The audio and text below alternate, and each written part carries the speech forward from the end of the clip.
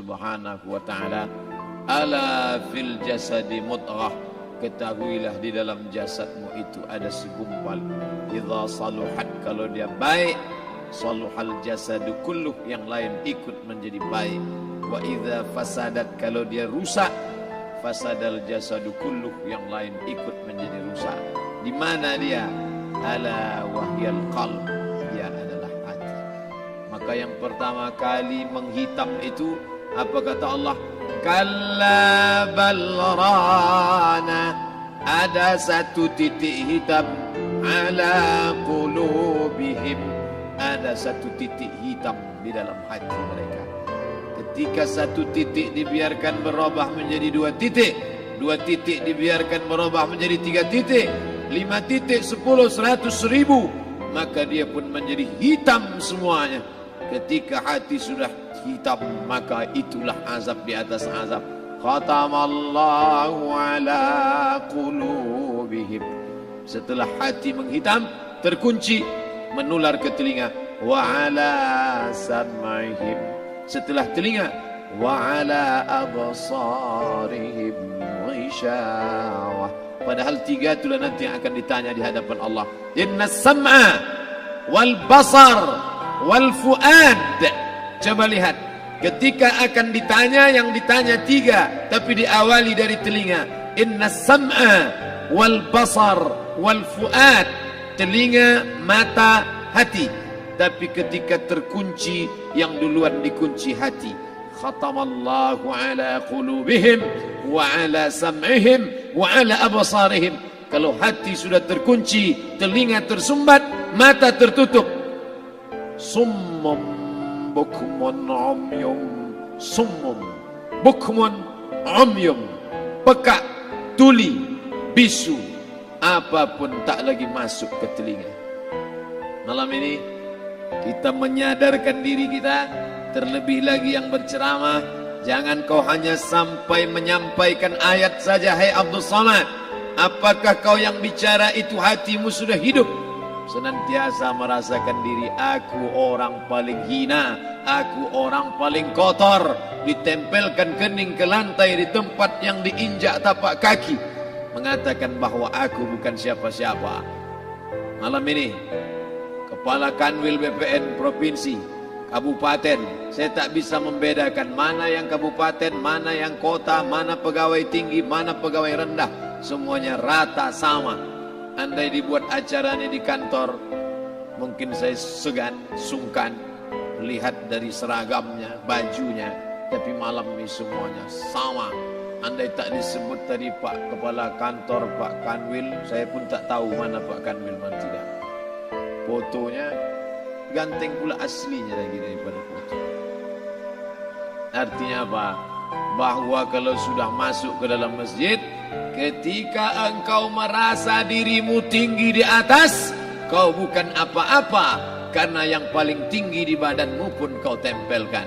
Tapi saat kau jatuh, rendah, down, stres, kau jangan merasa rendah, karena kau tegak berdiri di hadapan Allah. Kau angkat 2 tangan, Allahu Akbar. Di dalam diri ini disebut dia dengan qalb. Kenapa disebut qalb? Orang Arab menyebut qalb qallaba, karena sifatnya berbolak-balik. Pada saat selesai salat, astaghfirullahalazim, tidak ada yang paling bersih, dia bersih. Tapi pada saat petang sore hari, yusbihu mu'minan, paginya putih, bersih, tak bernoda. Wa yumsi kafiran, petangnya hitam. Makanya dari pagi dibersihkan. Salat subuh bersih, salat zuhur bersih, condong matahari salat asar bersih, tenggelam matahari salat maghrib bersih, sempurna gelap malam salat isya bersih, tengah malam bangun tahajud munajat, di tengah malam orang tertidur. Wa tusalli bil laili wan nasu niyam, engkau tegak di waktu malam, di saat orang semua sedang tenggelam dalam lelap tidur panjang. Tapi engkau menangis meratap mengenang dosa begitu banyak. Sab'atun yuzilluhumullah, di antara 7 yang mendapatkan naungan Allah. Yauma la zilla illa zilluh, hari itu tak ada naungan kecuali naungan Allah. Di antara yang mendapatkan naungan itu adalah rajulun zakarallah, orang yang berzikir, munajat, muhasabah diri di tengah malam, sunyi, sepi, fafadat ainahu, menetes air matanya. Berapa banyak sudah harta dititipkan Allah, berapa kupakai untuk zakat, wakaf, infak, sedekah, wasiat, hibah, ghanimah, harta rampasan perang di zaman Nabi. 7 harta yang akan menolong di hadapan Allah, 1 pun tak dipakai.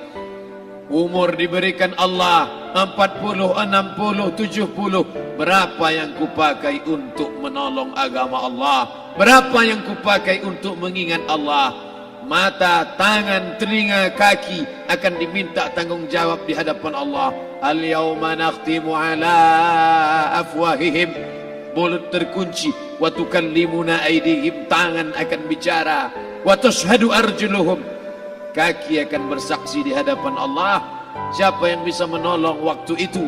Kalau pernah tangan ini saat punya kekuasaan, 1 coretan tanda tangan bisa mempermudah urusan masjid.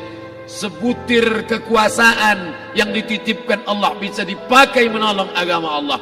Itulah yang akan menolong di hadapan Allah. Apa yang disampaikan malam ini, semua biaya pengurusan masjid 0. Itulah sesungguhnya yang akan menolong di hadapan Allah. Adapun harta yang disimpan, tabungan, deposito, tanah, rumah, kendaraan, semua akan tinggal menjadi harta warisan. Istri mengambil 1/4 kalau ada anak. Kalau tak ada anak, istri mengambil 1/8. 1 miliar 125 juta bulan untuk istri. Kalau dia tak tahu hukum gono gini. Kalau dia tahu gono gini, dia tuntut ke pengadilan, dipotong lagi menjadi 2, 500 untuk dia.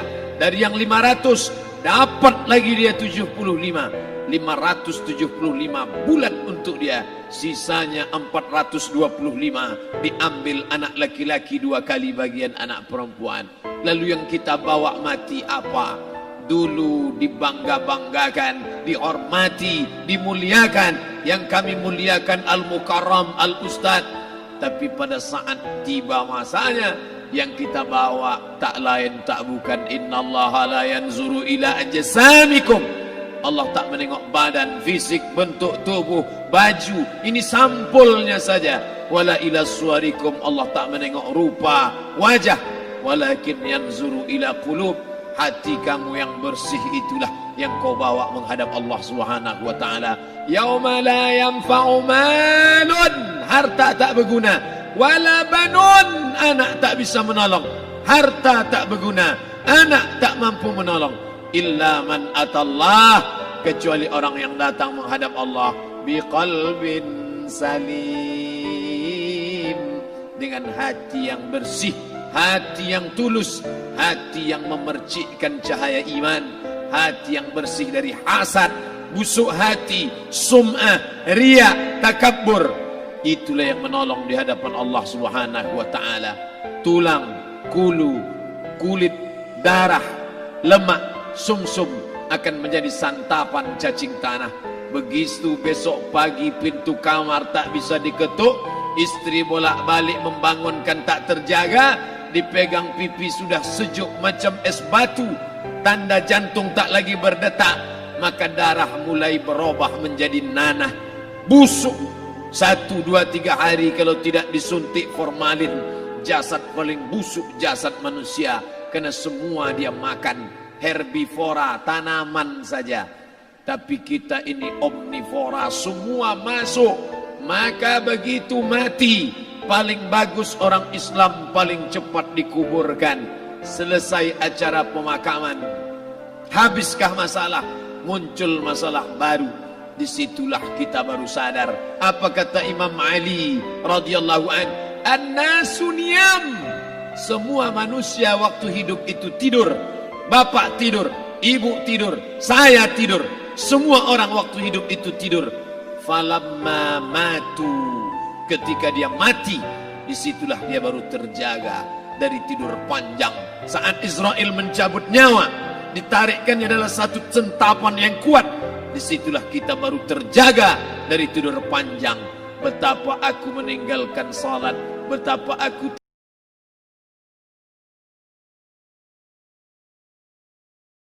tidak diajak tanya jawab apa hukum unjuk rasa besok tanggal 4. Yang ditanya adalah bagaimana kita merenung sejenak. Abdul Somad, engkau berhadapan dengan para pegawai Badan Pertanahan Nasional Provinsi Riau, berkumpul 12 kabupaten kota. Ini orang-orang ngurus tanah, dari dalam tanah naik ke atas tanah, ngurus tanah, ngurus tanah, ngurus tanah, masuk ke dalam tanah. Abdul Somad dari dalam tanah naik ke atas tanah, ceramah, ceramah, ceramah, ceramah, ceramah, masuk balik ke dalam tanah. Yang kau bawa apa? Baju koko tinggal, peci tinggal, pakaian kehormatan tinggal. Yang tentara belum pernah saya diundang. Ustadz besok datang takziah, bapak anu tentara meninggal, tahu-tahu kain kafannya loreng. Tak ada. Yang kau bawa kain tidak berjahit, disobek, kerak. Itu yang akan menyampul kulitmu, yang selama ini kau dimandikan, dibersihkan oleh ibumu dulu 60 tahun yang lalu. Sampai masanya kau lupa kapan kau dimandikan dulu. Sekarang ruh melihat, disebut dia ruh karena dia raha ya ruhu ruh, seperti aroma semerbak yang datang pergi hinggap. Ruh sampai masanya dia datang masuk ke dalam jasad. Ruh sampai masanya dia pergi meninggalkan jasad. Malam ini dimuliakan Al-Mukarram Haji Abdul Somad LCMA. Kenapa Abdul Somad ini dimuliakan? Karena ruh hinggap sejenak sebentar, sampai masanya besok pagi dia ruh keluar dari dalam tubuh ini.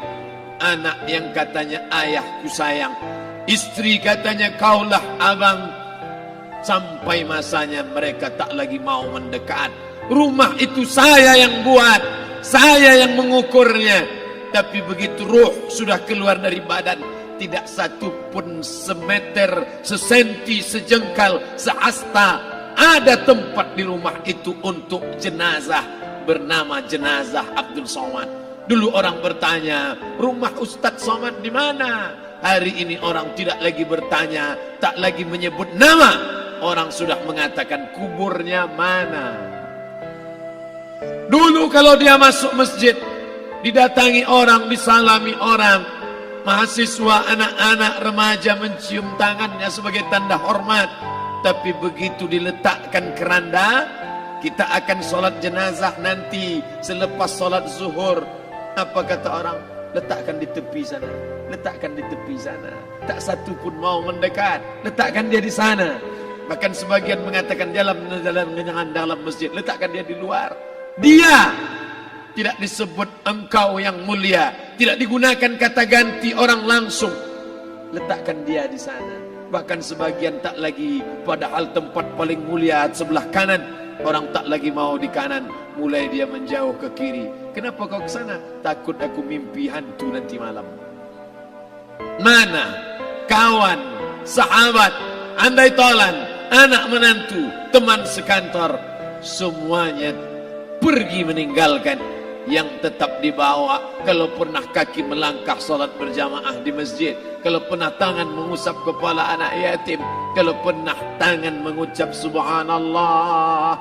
Nanti di akhir tausiah kita akan berzikir, munajat, muhasabah diri, berdoa, mengenang apa yang akan kita bawa menghadap Allah Subhanahu wa taala. Datang malaikat membawa kain kafan dari cahaya, akan menyambut ruh yang mulia. Hadis riwayat Ahmad bin Ambal dalam kitab Al-Musnad, turun malaikat berlomba-lomba membawa kain putih dari cahaya, menunggu ruh akan keluar. Ruh menetes seperti embun di ujung daun. Daun tidak bergoyang, ranting tidak patah. Ruh menetes pelan turun ke dalam kain kafan, dibawa malaikat ke pintu langit. Tak sabar mereka menyambut.